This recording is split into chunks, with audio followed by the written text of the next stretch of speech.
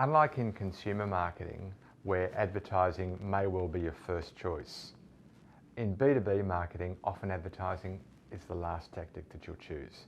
But that's not to mean that it's not a great tactic. It's not to mean that we still don't need to master it like we need to master every other tactic.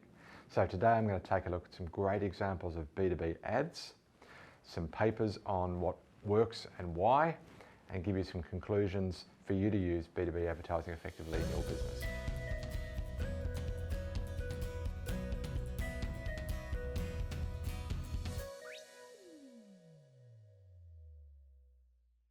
Let me start with a conclusion. This is what I think you should consider when you're looking at B2B advertising. Firstly, split advertising into three broad buckets. Ads that get you on the list, ads that create demand from buyers who are already looking, and ads that create demand for buyers who aren't. Later on, I'll explain that you need a different approach for each of those three ads. Second, consider advertising through the same lens you would consider any tactic, the buyer's journey. Third, use language that respects where your buyers are up to in their journey and sell the logical next step, not the product necessarily.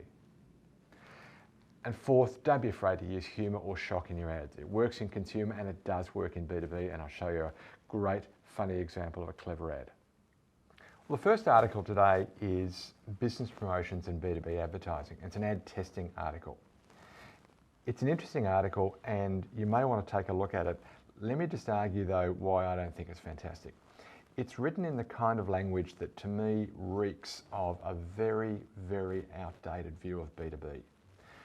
In the early days, I remember at university, when I got angry that there wasn't enough on B2B and I went looking, the early B2B recommendations were really about industrial advertising or industrial marketing as it was called back then, and they distinguished consumer, which is all the pretty stuff. In fact, I've got an image here with industrial, which is welding equipment. Gee, really? B2B marketing these days is SAP and IBM and Cisco and expensive ads and huge marketing departments with really smart, educated people doing sophisticated things. It's a simplistic view of B2B, and it's frankly, it's from a fairly academic perspective, and I think an outdated one. It does talk about how to measure the effectiveness of advertising, and it's useful from that perspective, but frankly, not a big fan. Next one on Forbes, massive fan. These are just three carefully chosen ads. Thank you, Katerina. Three carefully chosen ads that just show that good B2B advertising don't have to be boring. Now there is a fun one here that they kick off with from Cisco. My personal fan though is the second in the series by Kinaxis. This is just a really clever ad. I'll tell you in the conclusions why I think it's particularly clever, but the use of humour in both of these ads works extremely well and absolutely doesn't dilute the message. I find a lot of even consumer ads, the humour is injected to gratify both the audience and the marketers putting the ad together. This is an ad where the humour is absolutely bang on message. So good job, guys. And when I get to the synthesis, I'll argue why this is really kind of key. Third site that we took a look at was on Bloomberg, and these are 5 common B2B advertising myths by Steve McKee. Let me cut to the chase on this one. This is time to debunk. Basically, this is a bit of a rant. This is an ad guy who pitched an ad to a customer and got a bit of a slap. And then he goes on a bit of a rant about why B2B is not that different. With respect, Steve, it's massively different. Fundamental difference is this. In consumer, if you can motivate me to buy something, if you can get me excited, then there's a good chance I'm going to buy. In B2B, I can love your brand, I can love the product, but if it doesn't solve a problem that I've got right now or I'm worried about getting very soon, I'm going to be a fan for life, but not a customer. In B2B, you're fundamentally solving business problems. Go back to that Kinaxis ad. I mentioned this when I was looking at the ad. I wanted to come back to something important about this. Take a look at this ad. It's just great. I'm not going to show it on screen now. You can view it at your own leisure. But the Kinaxis ad basically presents a problem that that the buyers were putting up with, and that is poor communication, overly complex communication. They evidence it beautifully.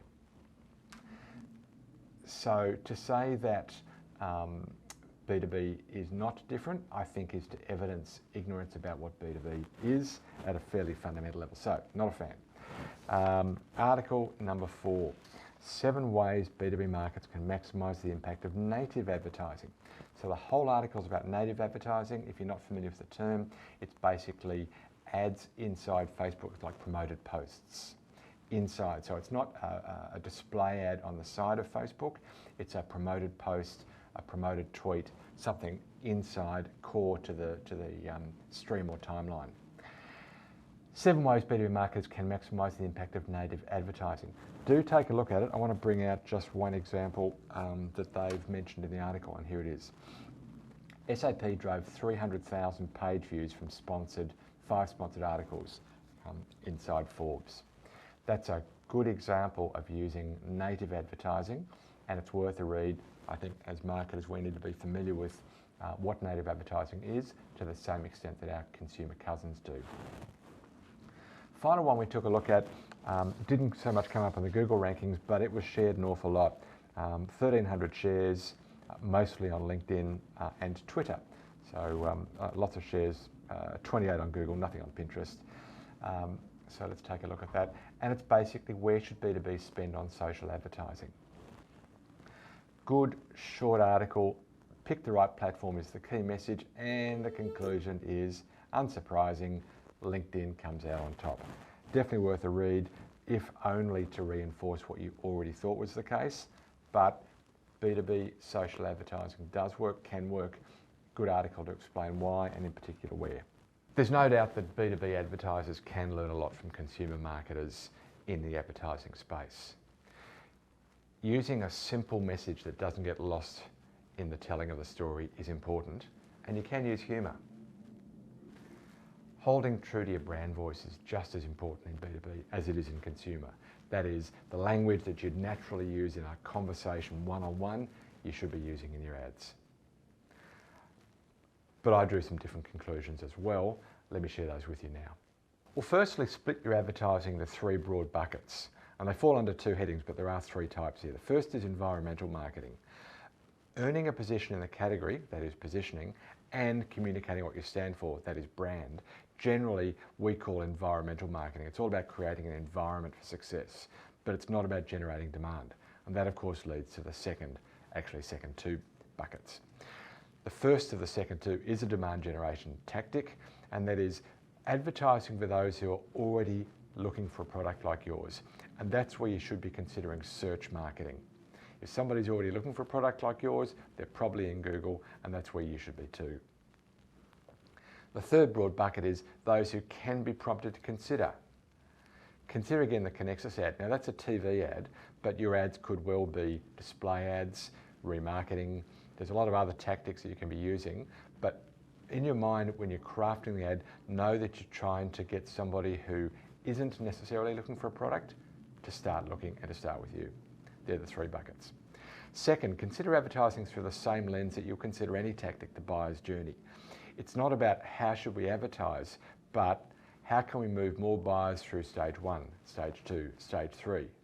The first of those stages is of course positioning in the category, and advertising can play a role there, but it can play a role elsewhere as well. Thirdly, use language that respects where your buyers are likely to be in their journey, and sell the most logical next step, not the product. I know you're in love with your product, they may not be ready for that message yet. Sell the next step. And fourth, don't be afraid to use humour or shock in your ads. If you haven't already subscribed, then can I invite you to? What happens when you subscribe is that you get an email notifying you of this new content that comes out once every week before everybody else does. There's 2 places you can subscribe, and put them up here. Firstly, you can go to mathmarketing.com/blog, or if that's your preference, you can go to youtube.com/mathmarketing. Either way, you'll get a notification as soon as we post the new content, which happens once a week. If you have already, then if you have a colleague who hasn't, then can I invite you to invite them? I'd be so grateful if you would to subscribe. Thirdly, if you've done both of those, let us know what you'd like covered. I'm getting some great suggestions from others about topics that they would like us to cover, and I'll be only too happy to research and present a view on those topics for you. Let me know. Use this email here, funnelvision@mathmarketing.com. We will replace that with some other method in the future, but that's the method for now. Let me know, and if you have any great suggestions, I'll be only too happy to go look at them and express a view on them. Thank you so much. Well, that's all for this week. I hope you got value out of that. Lots more planned for next week. I'm really looking forward to that. Until then, may your funnel be full and always flowing. Thanks this week to Jason Thea when he was still an intern with us for researching this week's article. Thanks also to Jason for producing this article when he was an employee of Math Marketing. Welcome on board, Jason. Thanks also to the 5 sites that we reviewed. B2B International, Forbes, who gave us those great ads, Bloomberg, where the marketer was having a bit of a whinge, Marketing Mentor Software Advice, and Daniel Newman on Forbes. I'm Hugh McFarlane. I scripted and presented this week's show. It was my absolute pleasure, and thanks to Rev for transcription.